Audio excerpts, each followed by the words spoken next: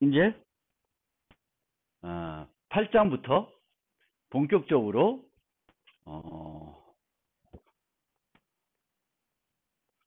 클래스, 객체 제한 얘기를 하겠습니다. 그러니까 C++는 객체 제한 프로그래밍을 할 수 있도록 C를 확장한 언어입니다. 그래서 그리고 객체 제한 프로그래밍에서는 객체를 이용해서 객체가 핵심 어떤 요소가 되는 거죠. 예전에는 핵심 요소가 객체가 아니라 C에서는 함수였어요. 함수였는데 이제 객체 제한 프로그래밍에서는 핵심이 되는 어떤 기본 요소가 객체이다. 그리고 이 객체는 데이터가 중심이 됩니다. 그래서 기존 C에서 사용한 함수 위주의 구조와 프로그래밍은 현재 복잡한 소프트웨어를 개발하는데 여러 가지 문제점이 있습니다.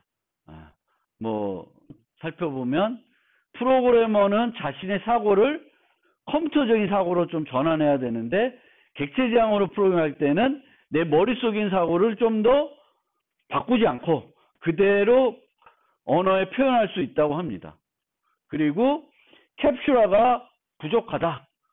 이 얘기는 데이터와 그것을 처리하는 함수가 분리되어 있습니다. 그러니까 예를 들면 C에서는 내가 좌표가 필요해요. 좌표가. 이 프로그램 좌표가 필요해요. XY 좌표가 필요해요. 그럼 이 좌표를 갖고 뭔가 또 해야 될 일들도 있겠죠. 그러면 좌표는 스트럭처로 정의될 테고, 왜? 값이 하나가 아니니까 스트럭처로 정의가 될 테고, 이 구조체를 처리하는 함수들을 여러 개 만들게 됩니다. 그리고 이 데이터를 처리할 때는 이 함수에다가 데이터를 넘겨줘야 돼요. 데이터와 함수가 분리되어 있으니까 넘겨줘야 됩니다. 번거로울 뿐만 아니라 번거롭게 되고 이렇게 이름을 붙이는 것도 불편해요. 그런데 객체 제한이 되면 객체 제한이 나오나? 객체 제한이 되면 좌표랑 그 좌표와 관련된 함수를 하나의 틀에서 정의를 하게 됩니다. 정의를 하게 되겠고 여기 보시면 좌표를 만들고 이 좌표를 뭔가 조작을 할 때 그 좌표를 함수에 전달하는 게 아니라 뭐가 중심이 돼서 함수를 불러요? 그 좌표를 중심으로 함수를 부르게 됩니다. move 10으로 좌표가 옮겨가는 거예요. 그러니까 10, x를 10개, y를 10개, 10쪽 옮겨라. 그럼 뭐 이렇게 할 수가 있습니다. 그러니까 얘와 얘, 이 차이를 잘 생각을 해보시면 돼요. 그래서 예전에 C에서 구조화 프로그래밍에서는 데이터와 그 데이터를 처리한 함수가 분리가 돼 있어서 캡슐화도 어렵고 코드의 재사용도 어렵고 코드의 중복도 어렵고 이 함수 이름을 짓는 것도 번거로웠습니다.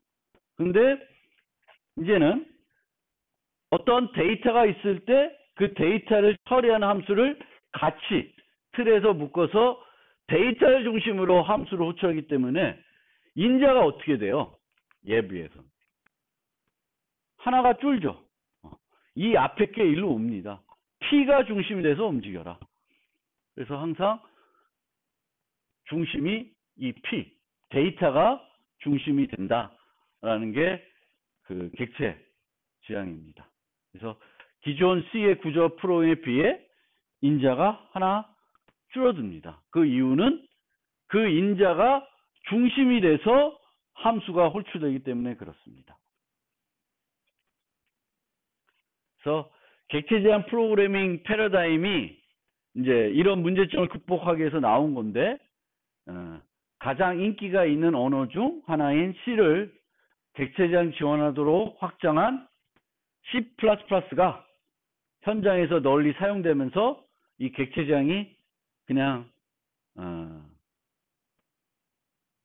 가장 좋은 어떤 프로그래밍 패러다임으로 지금까지도 자리 잡고 있습니다. 뭐 그 교재에 보면 제가 그런 얘기를 좀 써놨는데, 이게 이 객체지향이 또 조금 확산되고 자리 잡게 된 배경은 GUI 프로그래밍이에요. 이게 되게 결정적인 역할을 했습니다. 그래서 제가 처음에 컴퓨터를 만졌을 때는 그냥 콘솔만 있었고 그래픽이 별로 없었어요. 근데 얘가 발전해서 윈도우라는 운영체제가 나왔고, 윈도우라는 운영체제가 PC를 지배를 해버렸어요. 마이크로소프트가. 지금은 조금 애플이 조금 좀 이렇게 차지하고 있지만, 초기에 PC 시장은 그 누가 잡아먹었죠? 마이크로소프트가, 빌 게이츠가 확 잡았어요. 그러면서 이제 PC 시장에 응용들이 개발돼야 되는데, 이 응용들이 다 어떤 형태예요? 윈도우를 띄워서 뭔가 하는 그런 응용들이 됐어요. 근데 얘를 개발하려다 보니까 기존의 C로 개발하는 게 너무 불편해. 기존의 C로 이 GUI 프로그래밍을 해본 사람 여기 없겠지만, 그걸 해봤으면은 정말 짜증나요. 너무 힘들어요. 그런데 이게 이제 객체지향화되고 객체지향 라이브러리가 만들어지니까 이 프로그래밍 하는 게, GUI 프로그래밍 하는 게 많이 수월해졌어요. 그러면서 이제 C++가 이제 그 자리를 차지했죠. 처음에는 요즘도 있지만, 그럼 파스칼이라는 언어 들어봤어요? 파스칼? 못 들어봤어요? 파스칼? 저는 제가 대학교 1학년 들어갔을 때 1학년 1학기 때 포트란을 배웠어요. 2학기 때 요걸 배웠어요. 요걸 배우면서 야, 이거 정말 좋다, 파스칼. 그런 생각을 했습니다. 그래서 이때 막 오브젝트 파스칼이라는 것도 나오고 별의별 게 다 나왔어요. 그러니까 기존의 언어들을 다 객체지향화로 바꾸는 거예요. 근데 그 중에 결국 남은 거는 얘만 C++만 거의 남은 거예요. 그러다가 이제 C++에서 자바 나오고, 자바가 잘 되니까 C# 나오고, 그래서 이렇게 가고 있죠. 그리고 오브젝트 C는 그냥 얘네는 깡패니까, 애플은 애플 거 하려 그러면 어쩔 수 없으니까 이제 계속 가는 거고 있어요. 그래서 그런 식으로 발전을 해서 이제 C++이 지금의 대세가 됐고, 이 객체지향 프로그래밍이 지금은 또 이런 윈도우 응용은 별로 개발 안 하죠. 주로 많이 하는 게 뭐예요? 웹 프로그래밍, 모바일 프로그래밍이에요. 근데 얘도 그렇게 큰 차이는 없어요. 환경이 조금 달라질 뿐이지 큰 차이는 없어서 걔네들도 객체지향으로 다 처리를 합니다. 그래서 이제는 객체지향이 그 지배적인 프로그래밍 개발 패러다임으로 완전히 확고하게 자리 잡았고, 오히려 이 C++이 별로 이제 안 쓰이다가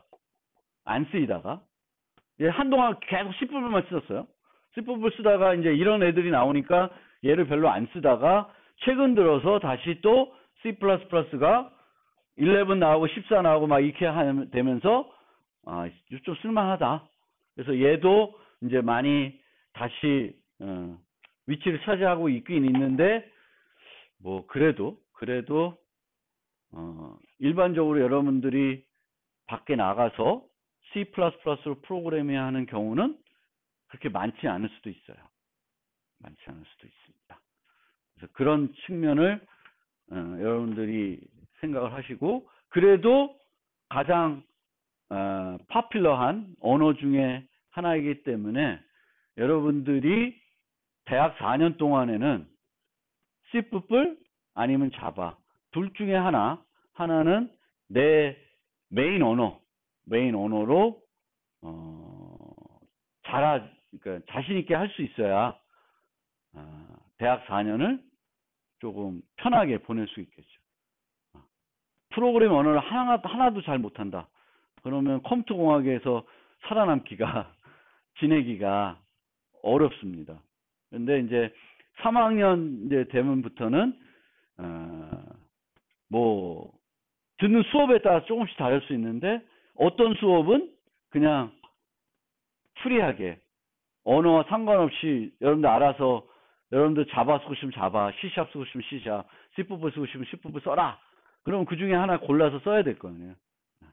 그래서 그거를 그 중에 하나는 좀 잘할 수 있게 만드실 필요가 있고 또 프로그램 경시대회 같은 거를 준비하시는 분들도 자바로 하는 경우도 있겠지만 성능적인 측면이나 뭐 이럴 경우에는 또 C++이 좋을 때도 있고요. 문제에 따라서 조금씩 달라요. 그래서 제가 가장 이상적인 팀, 프로그램 경시대회 나갈 때 가장 이상적인 팀은 뭐냐? 한 사람은 자바를 무지 잘해. 또 한 사람은 C++를 무지 잘해. 또 한 사람은 파이썬을 잘해. 그래서 문제를 딱 보면 이거는 어떤 언어로 푸는 게 쉽겠다. 그런 거를 딱 해가지고 그 언어로 그걸 풀어내는 그게 가장 훌륭한 팀이 되지 않을까 이런 생각도 해봤습니다. 그래서 여러분들이 근데 이런 건 있어요. 한 언어를 잘하면 다른 언어를 습득하는 게 어렵지 않아요. 근데 언어 하나가 잘 힘들다 그러면 또 다른 언어를 습득하는 것도 힘들 수 있습니다. 그래서 본인의 이제 그 지금까지의 경험을 잘 생각을 해서 이제 내가 그 중에서도 어떤 언어를 내 좀 메인 언어로 4년 동안에 이제 앞으로 3, 4학년 때 할 것인지를 이제 1학기, 2학기 거치면서 이제 조금 해볼 필요가 있고요. 프로그래밍이 조금 잘 안 되시는 분들은 이제 다음 학기에 배우는 자바로 승부해 보는 게 더 좋을 수도 있어요. 어느 정도 쉽고 C++보다는 쉽고요. 자바가 제 생각엔 쉽고 라이브러리도 좀 더 풍부합니다.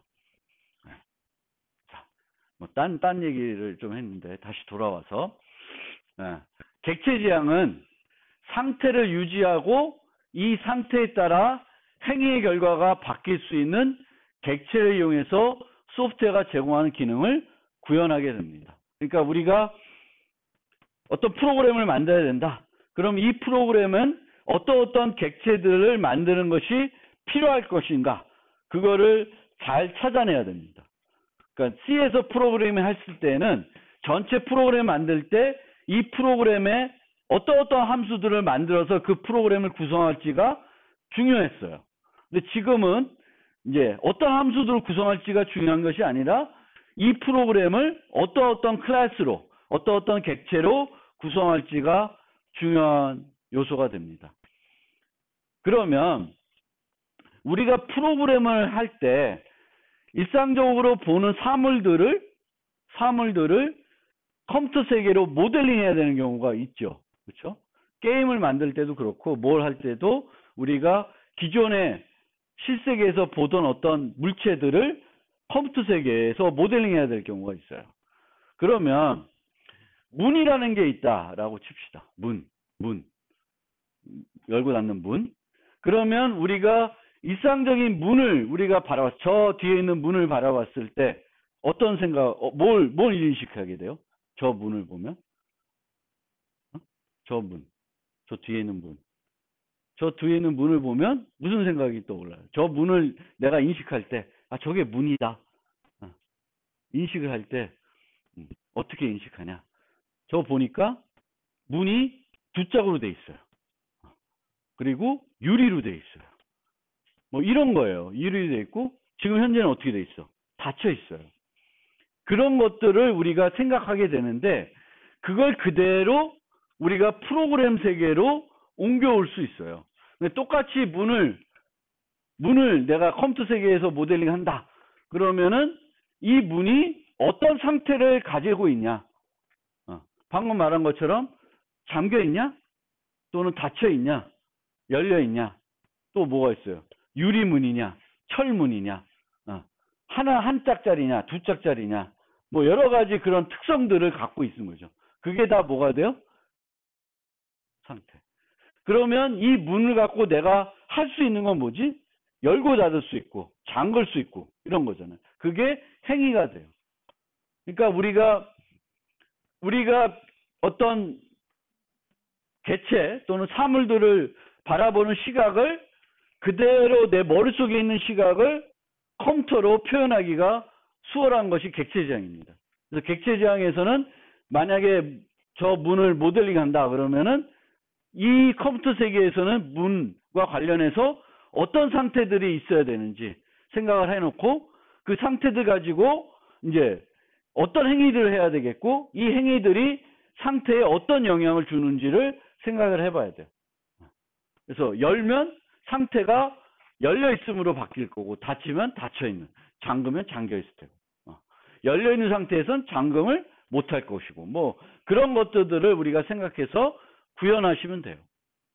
그래서 우리가 일상 개체를 보는 시각을 좀 더 자연스럽게 표현할 수 있다라는 그런 얘기를 하고 있습니다. 객체지향으로 모델링 하게 되면.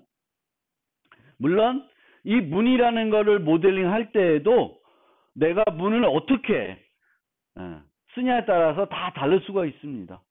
내가 뭘 만드냐에 따라서. 어떤 게임을 만들 때에는 문에 또 비밀문이 있을 수도 있죠. 뭐 특이한 것들이 있을 수도 있어요. 그래서 이 문을 모델링 할 때는 내가 진짜 그 프로그램에서 문을 어떻게 사용할 것인지에 따라서 다 조금은 달라질 수 있는데 어쨌든 생각은 이 내가 만들어야 되는 게 어떤 상태를 갖고 있고 그 상태를 바탕으로 어떤 행위를 할 수 있는지를 생각하게 됩니다. 뭐 몇 가지를 또 예시로 한번 생각해 보면 샤프 많이 써요?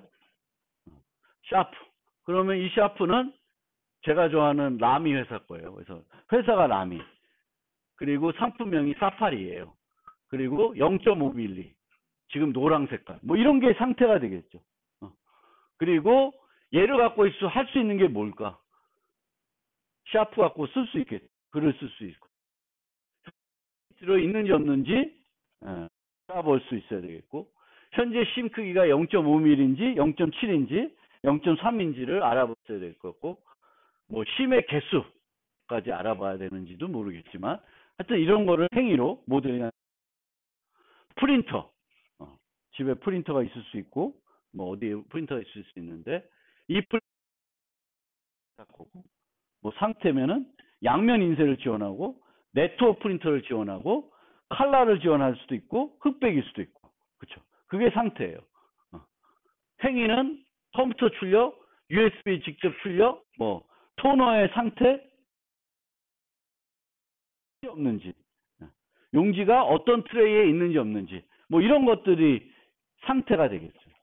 행위가 되겠죠. 고양이. 제가 고양이 얘를 샴.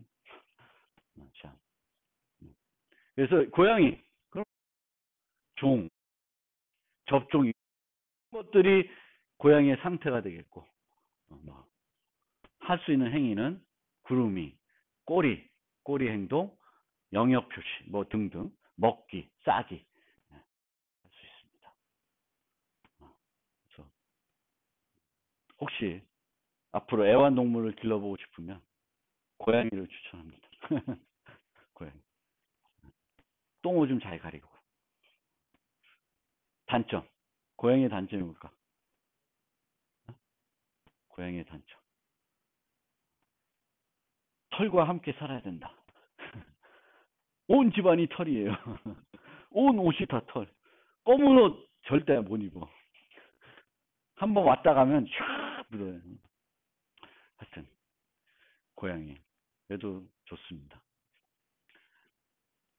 객체 지향. 그래서 이런 게 이제 객체 지향 모델링 할 때 이렇게 하는 거고요.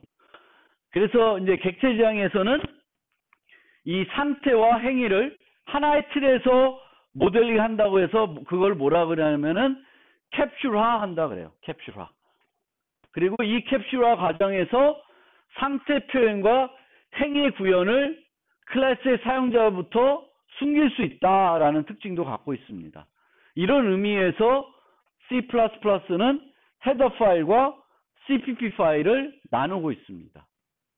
그러면은 get grade, 학생 클래스에서 get grade라는 메소드가 있어요. 그러면 얘가 성적을 100점 만점으로 유지하는지 ABCD로 유지하는지는 난 몰라도 돼. 나는 알고 싶은 게 뭐예요? 이 학생의 성적이 A인지 B인지 C인지 알고 싶은 거예요. 그러니까 이거는 내부적으로 어떻게 되어 있는지는 나는 모르고 쓰시면 돼. 아, 얘는 반환 값이 ABC다. 그런 거지.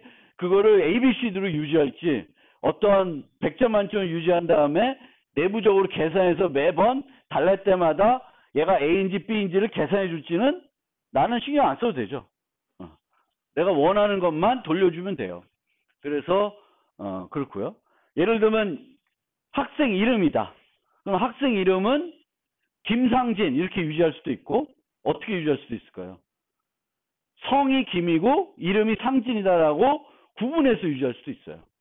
근데 그걸 어떻게 유지하는 거는 그 클래스를 설계하는 사람 마음이고 사용하는 사람은 굳이 몰라도 돼요. 내가 원하는 것만 주면 되는 거죠. 그래서 이런 상태를 어떻게 표현하고 행위들을 어떻게 구현하고 있는지는 클래스를 사용하는 사람들은 잘 몰라도 돼요. 몰라도 쓸 수 있게 해줘야 된다라는 특징을 갖고 있고요. 기존의 C와 또 완전히 구분되는 또 하나의 특징은 뭐냐면은 이런 상태나 이런 것들을 행위들을 구현할 때 여기에다가 접근 제어를 추가할 수 있게 했습니다. C에는 이런 게 없었죠. 뭐가 프라이빗이다, 뭐가 퍼블릭이다, 얘는 접근할 수 있다, 없다 이런 건 없었어요. 그냥 있으면 있는 거고 없으면 없는 건데 이제는 우리가 상태를 쓰면서도 얘는 private, 얘는 public 이렇게 할 수 있습니다. 그래서 private이면 protect 나중에 설명하고 private이면 밖에서는 직접적으로 접근을 못해요. public이면 직접적으로 접근을 할 수 있습니다. 그러면 왜 이런 걸 만들었을까? 왜 이런 요소, 접근 제어를?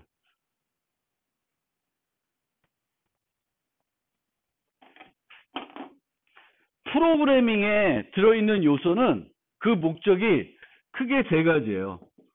강건성, 효율성, 간결성. 요 세 가지 목적 때문에 있는 거예요. 셋 중 하나. 강건성이라는 건 오류를 줄여주는 거예요. 오류를 줄여주니까 만들어 놓은 거예요. 아니면 얘를 쓰면 좀 더 효율적이니까 만들어 놓고요. 또 아니면 얘는 좀 더 코딩할 때 좀 더 간결하게 코딩할 수 있어요. 간결하게 하는 게 뭐야? 플러스 이런 거. 플러스 이코로. 이런 건 간결하게 해주는 거죠. 코딩할 때. 강건성. 얘는 강건성이 목적이에요.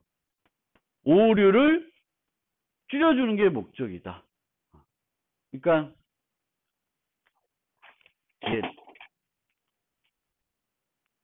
아직 설명이 뒤로 가야지만 나오는데 미리 좀 천천히 설명하면서 가면 뭐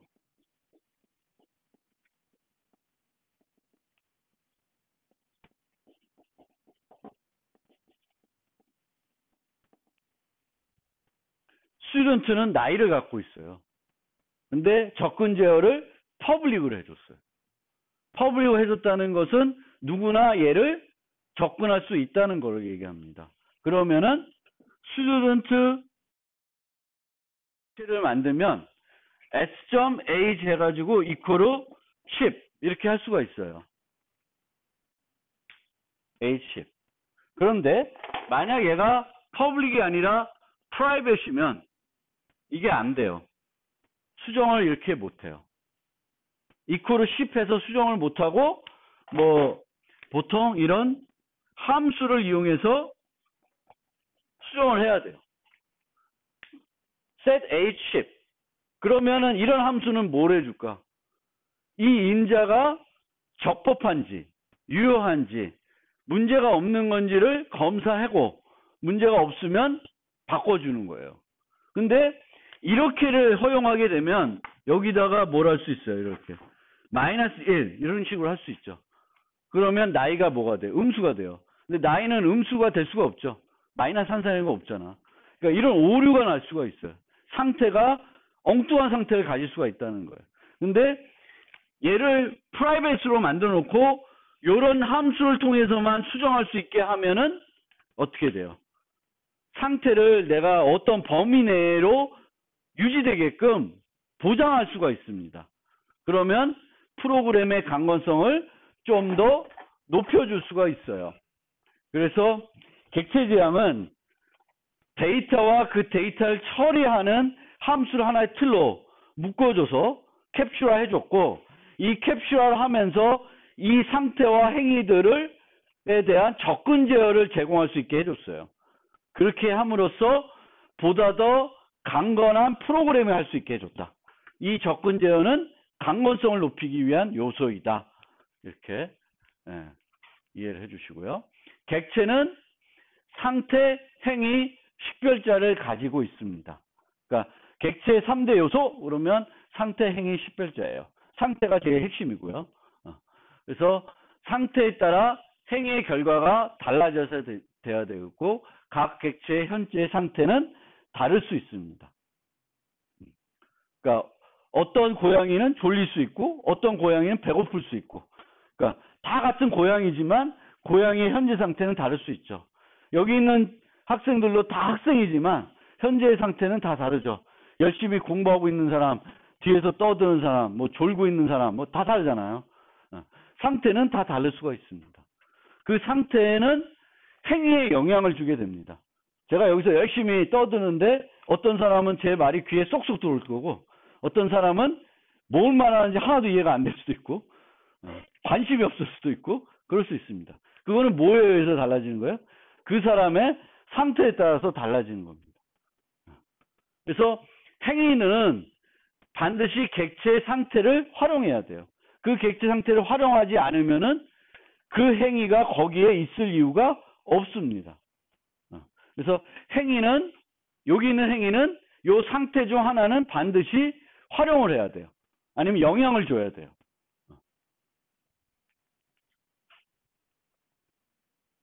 그리고 이제 식별자. 이 식별자는 뭐냐면은 우리가 프로그램에서 고양이 클래스를 만든 다음에 고양이를 하나만 만들 수도 있지만 여러 개를 만들 수도 있죠.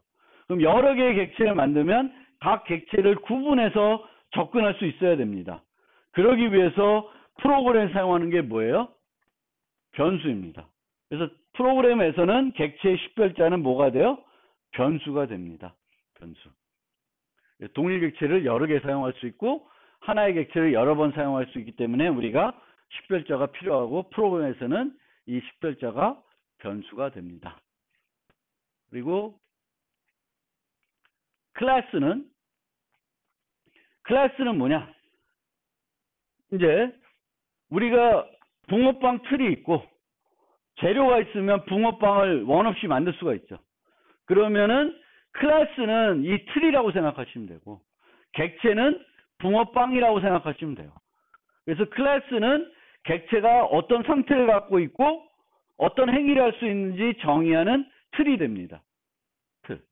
그리고 이런 틀이 있으면 동일한 종류의 객체들을 여러 개 만들 수 있어요. 물론 만들 때 이 안에다가 단팥을 넣는지 크림을 넣는지에 따라서 빵 맛은 달라질 수 있죠. 같은 붕어빵이어도 달라질 수 있습니다. 그래서 클래스는 객체를 생성하기 위한 틀이다. 얘만 만들어 놓으면 의미가 없어요. 컴퓨터만 갖다 놓으면 의미가 없죠. 컴퓨터를 켜고 뭔가 해야 의미가 있습니다. 클래스만 정의해 놓으면 아무런 동작도 안 해요. 뭘 해야 돼? 클래스를 정해놓고 클래스의 객체들을 생성해야 됩니다. 생성을 해서 얘네들을 갖고 뭘 해야 돼요. 뭘 해야지만 우리가 원하는 기능이 수행이 됩니다. 그래서 이 클래스의 객체들을 다른 용어로 인스턴스라고 그래요. 고양이 클래스를 이용해서 고양이들을 만들면 이 고양이들은 고양이 클래스의 한 인스턴스다. 그리고 C++에서는 여기서 보이는 것처럼 클래스를 정의할 때 여기다가 클래스를 씁니다. 그러면 여기다가 클래스를 안 쓰고 스트럭처를 쓰면은 차이가 있냐? 큰 차이가 없어요. 큰 차이가 없는데 이제 얘랑 좀 구분되기 위해서 요 키워드를 새로 도입한 거예요. 그러니까 이렇게 해도 여기다가 데이터 정의할 수 있고 함수 정의할 수 있어요. C++에선. 클래스에도 데이터 정의할 수 있고 함수 정의할 수 있습니다. 근데 주로 우리가 클래스를 정의할 때는 스트럭처라는 키워드를 안 쓰고 클래스를 쓰게 됩니다.